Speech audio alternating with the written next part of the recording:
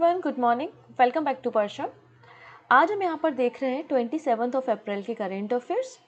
ठीक है, वीडियो को लास्ट तक देखना है क्योंकि लास्ट में आपको कई सारे रिवीजन क्वेश्चन मिलेंगे और क्वेश्चन ऑफ द डे भी होगा जिसका आंसर आप हमें कमेंट सेक्शन में देंगे। ठीक है, सबसे पहले बात करते हैं हम कुछ इंपॉर्टेंट पर्सन के बारे में। 27 अप्रैल को कोई इंपॉर्टेंट ऐसा दिन नहीं है जिसके बारे में एग्जाम में क्वेश्चन पूछे गए हैं या पूछे जाते हैं, इसलिए 27 अप्रैल को हम कोई इंपॉर्टेंट डे के बारे में डिस्कशन नहीं करेंगे। बट यहाँ पर हम मणिपुर के एक दिन के बारे में ज़रूर डिस्कस करने वाले हैं और वो कौन सा है? वो है यहाँ पर Khongjom day. Recently Manipur government के द्वारा खोंगजोम डे को सेलिब्रेट किया गया। खोंगजोम डे जो है वो 23 अप्रैल को मनाया गया। अब ये खोंगजोम डे क्या होता है इसके ऊपर हम चर्चा करते हैं। तो बेसिकली 1891 में 1891 में एंग्लो मणिपुरी वॉर हुआ था, मतलब ब्रिटिशर्स के बीच में और मणिपुर के लोगों के बीच में यहाँ पर एंग्लो मणिपुर वॉर हुआ था 1891 में। इसके ही रिमेम्बरेंस में, इसको ही याद करने के लिए जो है वो खोंगजोम डे मनाया जाता है। इसमें बताया गया बेसिकली इस वॉर में ये दिखाना चाहता है मणिपुर गवर्नमेंट लोगों को, यूथ को ये बताना चाहता है कि हम अपनी मातृभूमि के लिए, अपनी मदरलैंड के लिए किस तरीके से किसी भी प्रॉब्लम को फेस कर सकते हैं। जिस तरीके से ब्रिटिश आर्मी ने हम पे अटैक किया था और उनके पास बहुत ज़्यादा मॉडर्न और इक्विप्ड वेपन थे और उसके बाद उन्होंने अटैक किया था, लेकिन फिर भी हमारे लोगों ने अपनी जान दे दी, लेकिन अपने मदरलैंड को बचा कर रखा।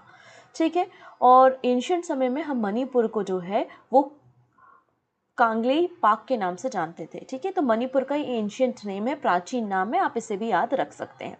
चलिए अब बात करते हैं कुछ इंपॉर्टेंट पर्सन के बारे में।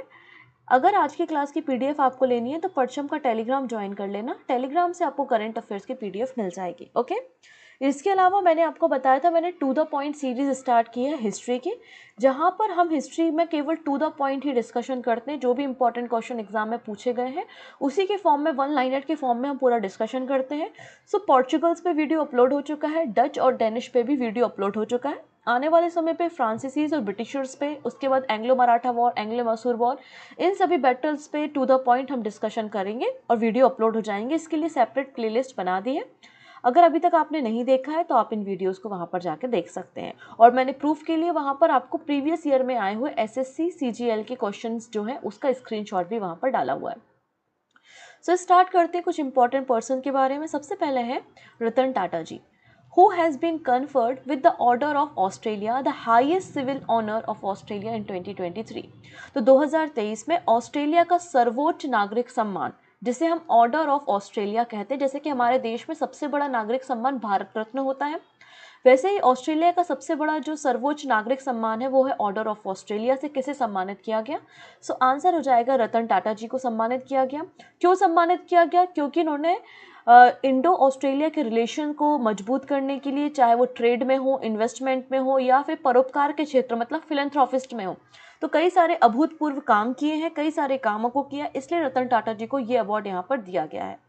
ऑस्ट्रेलिया के जो हाई कमिश्नर है जो कि भारत में रहते हैं, Australia's high commissioner to India Barry O'Farrell के द्वारा ये अवार्ड रतन टाटा जी को दिया गया है।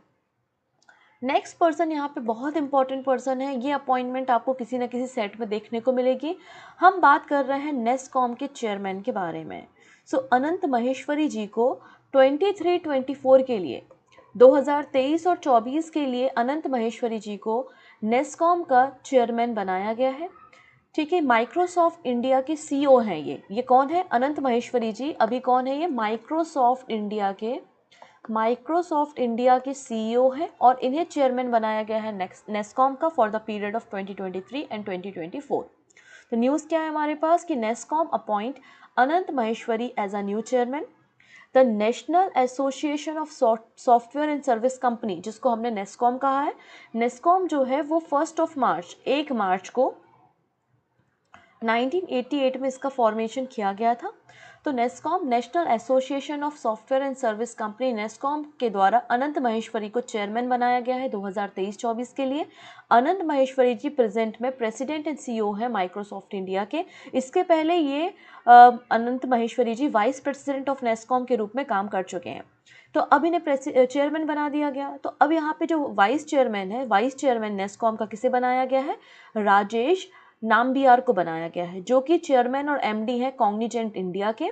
इन्हें वाइस चेयरमैन बनाया गया है नेस्कॉम का राजेश नंबियार। ठीक है, अगले पर्सन है सुमंत कथपालिया, इन्हें रीअपॉइंट किया गया है as a MD and CEO of IndusInd bank. देखिएगा 2020 में सुमंत कथपालिया को जो है एमडी एंड सीईओ बनाया गया था इंडसइंड बैंक का, और इंडसइंड बैंक का हेड ऑफिस आपको मुंबई में दिखेगा। आरबीआई ने वापस से अप्रूवल दे दिया और इन्हें रीअपॉइंट कर दिया गया है for the period of 2 year. आने वाले 2 सालों के लिए फिर से सुमंत कथपालिया जो है वो एमडी एंड सीईओ होंगे इंडसइंड बैंक के। नेक्स्ट पर्सन है यहाँ पर श्रीकांत भांडीवड़। ये है श्रीकांत भांडीवड़, जिन्हें चेयरमैन बनाया गया है कर्नाटका विकास ग्रामीण बैंक का। कर्नाटका विकास ग्रामीण बैंक एक आरआरबी है जो कि कैनरा बैंक का स्पॉन्सर है। ठीक है ना, मतलब कैनरा बैंक इसको स्पॉन्सर करता है, स्पॉन्सर्ड बाय कैनरा बैंक। ठीक है, तो कर्नाटका विकास ग्रामीण बैंक, इसका हेड ऑफिस आपको कर्नाटका बेंगलुरु में देखने को मिलेगा, और एक आरआरबी है ये, और जिसको स्पॉन्सर करता है कैनरा बैंक। ठीक है, और इसके नए चेयरमैन बना दिए गए हैं श्रीकांत भांडीवड़। तो श्रीकांत भांडीवड़ जो है वो नए चेयरमैन बन गए हैं कर्नाटका विकास ग्रामीण बैंक के। अगले पर्सन जो है वो बहुत इंपॉर्टेंट है, इनका नाम आपको याद रखना है। हम बात कर रहे हैं पंजाब के ex chief minister Prakash Singh Badal के बारे में। इनका निधन हो गया है। He passed away recently at the age of 95. Former Chief Minister of Punjab Prakash Singh Badal passed away. इन्होंने as a 8th chief minister of Punjab serve किया है। 8वें नंबर के ये पंजाब के मुख्यमंत्री रहे हैं। हालांकि पंजाब के मुख्यमंत्री 5 बार रहे हैं। कितनी बार? 5 टाइम से पंजाब के मुख्यमंत्री रहे हैं। 1970 से 71, 1977 से 98, 1997 से 2002, 2002 से 2017। ठीक है, इसके अलावा ये शिरोमणि अकाली दल के पर्सन रहे हैं, लीडर रहे हैं। और जब मोरारजी देसाई जी की गवर्नमेंट थी हमारे देश में, जब प्राइम मिनिस्टर बनाए गए थे ना मोरारजी देसाई, उस समय उनकी गवर्नमेंट के समय ये यूनियन मिनिस्टर ऑफ एग्रीकल्चर के रूप में भी इन्होंने सेवाएं दी हैं। नेक्स्ट बात करते हैं यहाँ पे हमारा उत्तराखंड का एक विलेज जिसका नाम है माना। पहले माना विलेज जो था उसका नाम था last Indian village, last Indian village. लेकिन प्राइम मिनिस्टर मोदी जी ने कहा जितने भी हमारे सीमावर्ती जिले राज्य हैं, मतलब ऐसे सारे राज्य जिनकी बाउंड्री इंटरनेशनल बॉर्डर से लगती है, चाइना से, भूटान, नेपाल, म्यांमार, उनके जो विलेजेस हैं उनको लास्ट विलेज नहीं कहेंगे, हम उनको फर्स्ट इंडियन विलेज कहेंगे। तो यहाँ पर देखिए बीआरओ ने रिसेंटली इस बोर्ड को चेंज कर दिया है। अब लास्ट इंडियन विलेज नहीं है माना, अब जो है वो फर्स्ट इंडियन विलेज बन गया है माना। ठीक है, तो Mana village on Indian China border in UK मतलब Uttarakhand, Chamoli district declare as the India first village by the BRO. तो बॉर्डर रोड ऑर्गेनाइजेशन के द्वारा नया साइन बोर्ड यहाँ पर लगाया गया है जो कि डिनोट करता है कि इंडिया का फर्स्ट विलेज जो है वो माना विलेज है उत्तराखंड में, जो कि इंडिया चाइना बॉर्डर पे चमोली डिस्ट्रिक्ट में आपको देखने को मिलेगा। ओके, नेक्स्ट बात करते हैं उत्तर प्रदेश गवर्नमेंट को। उत्तर प्रदेश को रिसेंटली हुडको अवार्ड दिया गया है। अब हुडको अवार्ड क्या होता है? तो हुडको अवार्ड बेसिकली बेस्ट प्रैक्टिसेस के लिए दिया जाता है। जो राज्य सरकार, जो स्टेट गवर्नमेंट अपने राज्य में जो आपका लिविंग एनवायरनमेंट है उसके लिए काम करती है, स्वच्छ भारत अभियान पे काम करती है, क्लीननेस पे काम करती है, क्लीननेस ड्राइव को आयोजित कराती है, उनको ये हुडको अवार्ड दिया जाता है। तो यहाँ पर उत्तर प्रदेश को ये अवार्ड दिया है। उत्तर प्रदेश रिसीव हुडको अवार्ड फॉर क्लीननेस ड्राइव। तो यहाँ पे जो क्लीननेस ड्राइव थी अंडर द स्वच्छ भारत अभियान उत्तर प्रदेश गवर्नमेंट के द्वारा 14 जनवरी से लेकर 24 जनवरी के बीच में रन की गई थी, और उनकी इस बेस्ट प्रैक्टिस के लिए हुडको प्राइज इन्हें दिया गया है उत्तर प्रदेश की गवर्नमेंट को, जिसके अंतर्गत 1 लाख रुपीज यहाँ पर दिए जाते हैं। नेक्स्ट है कुछ, अब हम और स्टेट्स के बारे में बात करते हैं। The vote from home. The vote from home initiative has been introduced for the first time in the assembly election of which state? तो किस राज्य सरकार के अपने विधानसभा इलेक्शन में, अपने असेंबली इलेक्शन में पहली बार वोट फ्रॉम होम इनिशिएटिव को इंट्रोड्यूस किया गया है? हम सभी को पता है कि आने वाले समय में कर्नाटका लेजिस्लेटिव असेंबली के इलेक्शन होने हैं, इसलिए कर्नाटका लेजिस्लेटिव असेंबली के द्वारा ये इनिशिएटिव शुरू किया गया है, इंट्रोड्यूस किया गया है। ठीक है, तो आंसर क्या हो जाएगा? कर्नाटका। किस राज्य के विधानसभा चुनाव में पहली बार वोट फ्रॉम होम पहल की शुरुआत की गई है? तो आंसर हो जाएगा कर्नाटका। इलेक्शन कमीशन के द्वारा पहली बार वोट फ्रॉम होम इनिशिएटिव की शुरुआत लेजिस्लेटिव असेंबली के इलेक्शन में की गई है। कर्नाटका असेंबली के इलेक्शन जो होंगे इसमें क्या है, कोई भी व्यक्ति है जो कि 80 साल के ऊपर का है, कोई पर्सन है जो कि 80 ईयर्स का अबव है, और पीपल है जो कि डिसेबल है, उनको ये ऑप्शन सेलेक्ट करने की परमिशन होगी कि वो वोट फ्रॉम होम ऑप्शन को सिलेक्ट करें और वो अपने घर से ही जो है वो वोटिंग कर सकते हैं। तो ऐसे लगभग 8900 पर्सन है कर्नाटका के लेजिस्लेटिव असेंबली में जो 80 साल के ऊपर के हैं, उनको इस स्कीम का फ़ायदा मिलेगा। तो यहाँ पे बोला गया है इलेक्शन कमीशन के द्वारा, तो कम से कम 4 से 5 दिन पहले एडवांस में पोलिंग डे के मतलब पोलिंग डे जो है 10 मई, उसके 4-5 दिन पहले जो ऑफिसर्स होंगे वो घर पे जाके विजिट करेंगे और इन सुविधाओं को लॉन्च करेंगे। ठीक है, चलिए अगली बात करते हैं अगेन जीआई टैग के ऊपर। आप लोगों ने देखा कि मार्च से लेकर मार्च और अप्रैल में कई सारे जीआई टैग दिए गए हैं। उत्तर प्रदेश को 10 जीआई टैग मिले थे, मध्य प्रदेश को भी काफ़ी सारे जीआई टैग मिले थे। गोंड पेंटिंग थी मध्य प्रदेश की जिसको जीआई टैग मिला। बिहार के मिर्चा राइस को आपने देखा जीआई टैग मिला। तमिलनाडु के 11 प्रोडक्ट्स को जीआई टैग मिला। ऐसे कई सारे जीआई टैग मिले हुए हैं जिसके लिए ऋचा मैम ने एक सेपरेट वीडियो भी बनाया हुआ है जीआई टैग पे, तो आप उस वीडियो को देख सकते हैं। और उस वीडियो में जब आप नोट्स बना रहे होंगे तो एक और पॉइंट यहाँ पर ऐड कर लेंगे जो मैं आपको बता रही हूँ, क्योंकि ये रिसेंटली दिया गया है, तमिलनाडु को नया जीआई टैग दिया है। तो तमिलनाडु की माना मदुरई जो आपकी पोट्री है उसे जीआई टैग दिया है। ठीक है, recently Manamadurai pottery from the state of Tamil Nadu, इसे जीआई टैग दिया है। जीआई टैग किसी भी जो आर्ट वगैरह होते हैं, जो भी प्रोडक्ट होते हैं, उनको केवल 10 सालों के लिए दिया जाता है और 10 साल बाद इसे रिन्यू कराने की ज़रूरत होती है। अभी जो माना मदुरई जगह है ये आपको शिवगंगई डिस्ट्रिक्ट तमिलनाडु में देखने को मिलेगी। इसकी खास बात ये है कि जो वेगई रिवर है, वेगई रिवर की जो मिट्टी है ना, वेगई रिवर की क्ले से इन पॉट्स को तैयार किया जाता है और इन पॉट्स को तैयार करने के लिए soil, water, sand, lead, graphite, calcium lime, sodium silicate, manganese, iron, इन सारी चीज़ों का उपयोग किया जाता है और एक यूनिक डिज़ाइन इसमें बनाई जाती है। ओके, नेक्स्ट है which state has installed AI machine to access food quality for tribal children. यहाँ पर कौन सा राज्य सरकार है जिसने एआई मशीन लॉन्च की है, इंस्टॉल की है, जिससे जो ट्राइबल स्कूल्स में बच्चों को जो फूड दिया जाता है उसकी quality check, food quality check किया जा सके। आप सभी को पता है कई सारे ट्राइबल स्कूल हमारे देश में रन होते हैं जिसमें मिड डे मील की सुविधाएं होती हैं और उनको खाने की फैसिलिटी दी जाती है। अब खाना किस क्वालिटी का है कैसे पता लगेगा, तो उसमें करना कुछ नहीं है, एक एआई मशीन जो है वो महाराष्ट्र गवर्नमेंट ने लॉन्च की है। यहाँ पे जो बच्चे होंगे वो मशीन के सामने अपने फूड आइटम को रखेंगे कुछ इस तरीके से, और ये मशीन जो है वो चेक करके बताएगी कि आपका जो फूड है उसकी क्वालिटी कैसी है, खाने योग्य है या नहीं, न्यूट्रिशन लेवल उसमें कितना है, वो सारी चीज़ों को चेक करके ये मशीन बताएगी। तो ये unique artificial intelligence based machine install की गई है कहाँ पर, ईथापल्ली इन महाराष्ट्र, जो कि न्यूट्रिशन लेवल इम्प्रूव करेगा। गढ़चिरौली के जो ट्राइबल स्कूल हैं जहाँ वहाँ के जो बच्चे हैं उनमें न्यूट्रिशन लेवल को इंक्रीज करने का काम करेगा। अगर मैं महाराष्ट्र की बात करूँ तो महाराष्ट्र की कैपिटल मुंबई है, चीफ मिनिस्टर एकनाथ शिंदे जी हैं और गवर्नर जो है वो रमेश बैस हैं। नेक्स्ट बात करते हैं यहाँ पर हम स्वागत इनिशिएटिव के बारे में। अभी स्वागत इनिशिएटिव क्या है वो हम देखते हैं।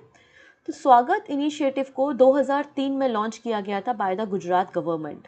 गुजरात गवर्नमेंट ने स्वागत इनिशिएटिव को लॉन्च किया था 2003 में और इसके 20 साल कंप्लीट हो रहे हैं 27 अप्रैल मतलब आज के दिन। ठीक है, 27 अप्रैल को 2023 में इस स्वागत इनिशिएटिव के 20 साल कंप्लीट हो रहे हैं, 20 ईयर यहाँ पे कंप्लीट हो रहे हैं। तो इसके सेलिब्रेशन में गुजरात में पार्टिसिपेट करेंगे prime minister Modi. So PM participate in program marking 20 year of स्वागत इनिशिएटिव ऑन 27 अप्रैल। कहाँ पर, गुजरात में, क्योंकि गुजरात की ही तो पहल थी स्वागत। स्वागत का फुल फॉर्म क्या है, तो स्वागत का मतलब ये वीडियो कॉन्फ्रेंसिंग के जरिए पार्टिसिपेट करेंगे। ठीक है, वर्चुअली पार्टिसिपेट करेंगे, फिजिकली वहाँ पे प्रेजेंट नहीं रहेंगे। स्वागत का मतलब है state wide attention on grievance by application of technology. तो यहाँ पर देखिए पूरे राज्य में डे टू डे पर्सन्स को, हमारे जो पब्लिक डिपार्टमेंट्स होते हैं उनको कई सारी शिकायतें होती हैं, टेक्नोलॉजी से रिलेटेड भी शिकायतें होती हैं। तो उन सारी शिकायतों का समाधान करने के लिए, सॉल्यूशन के लिए स्वागत इनिशिएटिव को 2003 में गुजरात मुख्यमंत्री के द्वारा लॉन्च किया गया था। ठीक है, नेक्स्ट बात करेंगे inter alpine fair. Inter alpine fair 2023 इसको ऑस्ट्रिया में कंडक्ट किया गया और इस फेयर में हमारे जो road transport and highway minister है नितिन गडकरी जी, वो भी वहाँ पे पहुँचे और उन्होंने इंटर अल्पाइन फेयर को एड्रेस करने का काम भी किया। तो इंटर अल्पाइन फेयर कहाँ पर आयोजित किया गया, ऑस्ट्रिया में। ठीक है, ये फेयर जो है किस लिए आयोजित किया जाता है? तो इसमें जो की प्लेयर्स होते हैं, जो सर्विस प्रोवाइडर होते हैं और केबल कार इंडस्ट्री के, जो केबल कार इंडस्ट्री के जो की प्लेयर्स होते हैं वो यहाँ पर पार्टिसिपेट करते हैं। और यहाँ पर हमारे union minister for road transport and highway Nitin Gadkari ji भी पहुंचे और उन्होंने इस फेयर को एड्रेस करने का काम किया। नितिन गडकरी ने यहाँ पर एक परियोजना के बारे में डिस्कशन किया, वो क्या थी? पर्वतमाला परियोजना। तो यहाँ पे पर्वतमाला परियोजना के अंतर्गत नितिन गडकरी ने कहा कि हम 250 प्रोजेक्ट को यहाँ पे रन कर रहे हैं, जो कि आपके रोपवे प्रोजेक्ट है। ठीक है, कौन से प्रोजेक्ट है? ये आपके रोपवे प्रोजेक्ट है, जिसमें हम 1200 किलोमीटर की रोपवे तैयार करेंगे आने वाले 5 सालों में। क्या बोला नितिन गडकरी ने? कि हम 1200 किलोमीटर की रोपवे तैयार करेंगे आने वाले 5 सालों में अंडर द पर्वतमाला परियोजना। ठीक है, और ये जो हमारा पूरा मॉडल होगा ये PPP मतलब पब्लिक प्राइवेट पार्टनरशिप में होगा, एक हाइब्रिड मॉडल होगा जिसमें 60% कॉन्ट्रीब्यूशन सेंट्रल गवर्नमेंट का होगा under the make in India initiative. ठीक है, पर्वतमाला जो परियोजना है इसके बारे में सबसे पहले हमको इन्फॉर्मेशन कहाँ पर दी गई थी? तो हमारा जो यूनियन बजट आया था 2022-23 का, तो हमारे 2022-23 के बजट में पहली बार नेशनल रोपवे डेवलपमेंट प्रोग्राम के बारे में डिस्कशन किया गया था, जहाँ पे पर्वतमाला परियोजना के बारे में बताया गया था और कहा था कि हिली एरियाज जो हैं, जो हमारे हिली स्टेट है, वहाँ पे कनेक्टिविटी को ये इम्प्रूव करेगा। यहाँ पर उत्तराखंड, हिमाचल प्रदेश, मणिपुर, जम्मू कश्मीर और अदर जो नदर्न ईस्टर्न स्टेट्स हैं उनको शामिल किया गया है। अगली बात करते हैं यहाँ पर हम शिपिंग एंड वाटरवे मिनिस्टर कौन है? सर्बानंद सोनोवाल जी हैं। इन्होंने इनॉग्रेट किया है नेशनल टेक्नोलॉजी सेंटर IITM मतलब आपका जो IIT मद्रास है, चेन्नई तमिलनाडु में से लॉन्च किया गया है। सो union minister for port, shipping and waterway Sarvananda Sonowal inaugurates the Discovery Campus of National Technology Center for Ports, Waterway and Coast at IITM Chennai Tamil Nadu. इन्होंने एक discovery campus of national technology centre को inaugurate किया है under the Sagarmala scheme. किस scheme के अंतर्गत? Sagarmala initiative के अंतर्गत इसे लॉन्च किया गया है, जिससे हमें सागरमाला प्रोजेक्ट के अंतर्गत जो भी हमें रिसर्च और डेवलपमेंट करने की ज़रूरत है, हमारे जो मरीटाइम सेक्टर है उसमें डेवलपमेंट करने की ज़रूरत है, तो उसके लिए ये सेंटर बहुत ज़्यादा कामगार सिद्ध होगा, काम करेगा। इसमें हर एक डिसिप्लिन में जो है वो आप रिसर्च कर सकते हैं, चाहे वो सेडिमेंट ट्रांसपोर्ट हो, कोस्टल इंजीनियरिंग हो, ओशियन मॉडलिंग हो, हर एक फील्ड में रिसर्च करने की कैपेबिलिटी इस नेशनल टेक्नोलॉजी सेंटर में होगी। ठीक है, ये सारी बातें यहाँ पे की गई। इसके अलावा इंडिया और रशिया साथ ही साथ प्लानिंग कर रहे हैं to open a Chennai Vladivostok maritime corridor. तो चेन्नई और व्लादिवोस्टोक के बीच में मैरीटाइम कॉरिडोर को तैयार करने का इनिशिएटिव इंडिया और रशियन कर रहे हैं, जिससे यहाँ पर मैरीटाइम सेक्टर को, आपके ट्रांसपोर्ट को और भी ज़्यादा आसान बनाया जा सके। नेक्स्ट है name the e-commerce web portal launch by the central government for artisan and the weavers so that they can sell their handlooms and handicraft product directly to the customer without any middleman।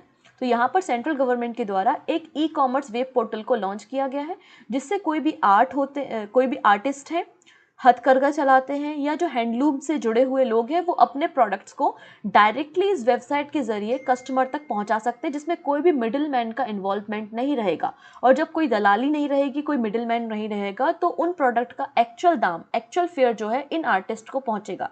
इसलिए central government ने इस e-commerce web portal को launch किया है और इस e-commerce web portal का नाम क्या है? indiahandmade.com। indiahandmade.com इस पोर्टल का नाम है। ठीक है, इसमें कोई भी चार्ज जो है वो सेलर्स से नहीं लिया जाएगा, साथ ही साथ जो आपकी प्रोडक्ट होगी उसकी डिलीवरी भी फ्री होगी, रिटर्न पॉलिसी भी आपको यहाँ पे प्रोवाइड की जाएंगी और साथ ही साथ कई सारे गेटवे यहाँ पे पेमेंट के ऑप्शन अवेलेबल होंगे। नेक्स्ट है Reliance retail has recently form a joint venture with which company for local manufacturing of toy for its toy business. तो रिलायंस रिटेल ने हाल ही में किस कंपनी के साथ जॉइंट वेंचर किया है, जिससे वो आपके घरेलू मतलब आपके घर में या इंडिया में ही लोकल मैन्युफैक्चरिंग कर सके टॉय की, अपने टॉय बिजनेसेस के लिए? तो आंसर हो जाएगा सर्कल ई रिटेल। किसके साथ किया है? सर्कल ई रिटेल। ये बेसिकली एक हरियाणा बेस्ड एक फर्म है। कहाँ की कंपनी है ये आपकी हरियाणा बेस्ड एक फर्म है, सर्कल ई रिटेल। और इसके साथ यहाँ पर जॉइंट वेंचर साइन किया है रिलायंस रिटेल के द्वारा, जो कि सब्सिडरी है रिलायंस इंडस्ट्री की, मतलब एक सहायक कंपनी है रिलायंस इंडस्ट्री की, और ये लोग मिलके लोकल लेवल पे मैन्युफैक्चरिंग करेंगे टॉय की। ठीक है, इसके अलावा the brand currently own iconic British toy brand Hamley. And the home ground toy brand Rowan, इनके लिए भी मैन्युफैक्चरिंग यहाँ पे हो रही है। नेक्स्ट है, लास्ट न्यूज़ है और बहुत इंपॉर्टेंट न्यूज़ है, हम बात करने वाले हैं क्वाड की मीटिंग के बारे में। हम सभी को पता है कि क्वाड जो है वो 4 देशों का एक ग्रुप है जिसको 2017 में बनाया गया था। इसमें यूएसए, ऑस्ट्रेलिया, इंडिया और जापान शामिल है। तो यहाँ पर Australia will host Quad leadership summit in Sydney in May 2023। तो 24 मई को 24 मई 2023 को ऑस्ट्रेलिया होस्ट करेगा क्वाड लीडरशिप समिट। ठीक है, ऑस्ट्रेलिया पहली बार इस समिट को आयोजित कर रहा है। ये जो मीटिंग है इसमें Indian prime minister Narendra Modi शामिल होंगे, यूएसए के प्रेसिडेंट जो बिडेन शामिल होंगे, प्राइम मिनिस्टर ऑफ जापान किसीदा फ्यूमो शामिल होंगे और ऑस्ट्रेलिया के प्राइम मिनिस्टर एंथनी एल्बनीज भी इसमें शामिल होंगे।